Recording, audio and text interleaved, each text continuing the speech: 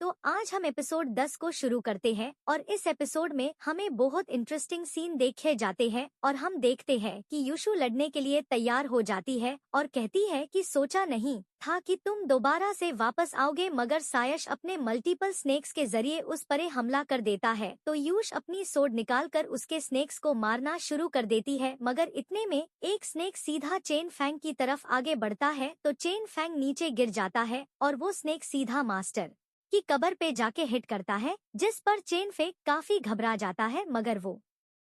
देखता है कि मास्टर की कब में तो कुछ भी नहीं है वहाँ पर एक छोटा सा बॉक्स पड़ा हुआ है। यह देखते ही वो फौरन से मास्टर की कब में उतरता है और उस छोटे से बॉक्स को उठा लेता है, मगर वो हैरान होता है कि मास्टर की डेड बॉडी वो यहाँ पे नहीं है। इसका मतलब यह है कि वो अभी भी जिंदा है। यह कहने के बाद वो उस ट्रेजर बॉक्स को वापस से अपने रूम में ले आता है और कहता है कि आखिर इसके अंदर क्या होगा, मास्टर ने मेरे लिए क्या चीज रखी थी और इस बॉक्स को आखिर खोलना किस तरह है, मैं कुछ भी नहीं जानता। ये कहने के बाद अचानक उसे दोबारा से याद आता है कि मास्टर मरने से पहले उससे कहा था कि तुम्हें 5 साल तक मेरी कब्र के पास बैठे रहना है और 5 साल तक लगातार तुमने गोल्डन पिटारा पाल्म ट्री टेक्निक को यूज करना है। ये याद आने के बाद वो कहता है कि मैं दोबारा से वो टेक्निक यूज करके देखता हूँ, शायद कोई फायदा हो। ये कहने के बाद वो गोल्डन पिटारा सिल्क लीफ ट्रीट टेक्निक को यूज करता है, जिससे वो बॉक्स ओपन हो जाता है और उसके अंदर से एक कोल्डन बाहर निकलता है। उस कोल्डन के ब्लड पिल मौजूद होती है, जिसे देखकर शन फिन जैसे ही अपना हाथ उसकी तरफ आगे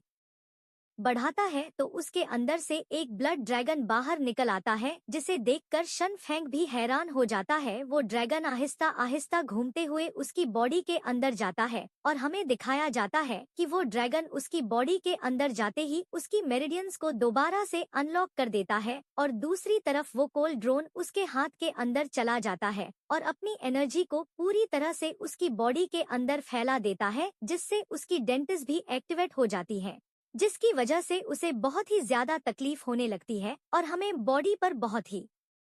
अजीब अजीब से ब्लड मार्क दिखाई सकता हूँ। खुशी के मारे वो दोबारा से रोना शुरू कर देता है, मगर फिर वो कहता है मेरी हालत बहुत ही ज्यादा खराब हो चुकी है, मुझसे तो मरे हुए चूहों की बदबू आ रही है। यह कहने के बाद वो दोबारा से अपने कपड़े चेंज करता है और हमें दिखाया जाता है कि जब वो दोबारा से सेक्ट में जाता है तो से एकट में उसे कुछ स्प्रेड स्टोन दिए जाते हैं, जिन्हें लेकर वो वापस आ रहा होता है, मगर सनशन उसके दोबारा रास्ते में आ जाता है और वो लोग उससे वो स्पिरिट स्टोन्स भी छीन लेते हैं, जिस पर शन फन कहता है कि मुझे वो स्टोन्स वापस कर दो। तो शन कहता है कि मैं तुम्हें ये वापस कर सकता हूँ, मगर देखना यह है कि तुम कितने पंच बर्दाश्त कर सकते हो। यह कहने के बाद वो दोनों डिसाइल उसे पीछे हैं कि तुम्हारे लिए बेहतर यही है कि तुम जरा दूर रहकर बात करो, जिस पर शन फिन कहता है कि आखिर तुम लोग क्या हो। यह सुनते ही वो दोनों वॉरियर उस पर अटैक करने के लिए आते हैं, तो शेन फिंग एक अटैक को डॉज करता है और दूसरे डिसाइल उसे किक मारने की कोशिश करता है, मगर शन फिंग उसे भी ब्लॉक करता है, मगर इतने में पहले उसे दोनों हाथों से पकड़ लेता है और कहता है कि चलो आ जाओ, इसकी जमकर धुलाई करते हैं। यह कहने के बाद एक डिसाइल उसके पास आता है और आते साथ ही उसे एक जोर से पंच मारता है। इसके बाद शेन फी को दोबारा से अपने मास्टर की याद आती है। मास्टर ने उससे कहा था कि मैं तुम्हें प्रोटेक्ट नहीं कर पाऊंगा, अब तुम्हें अपने पैरों पर खुद ही निनानो। और यह पर हमारा ये एपिसोड एंड होता है।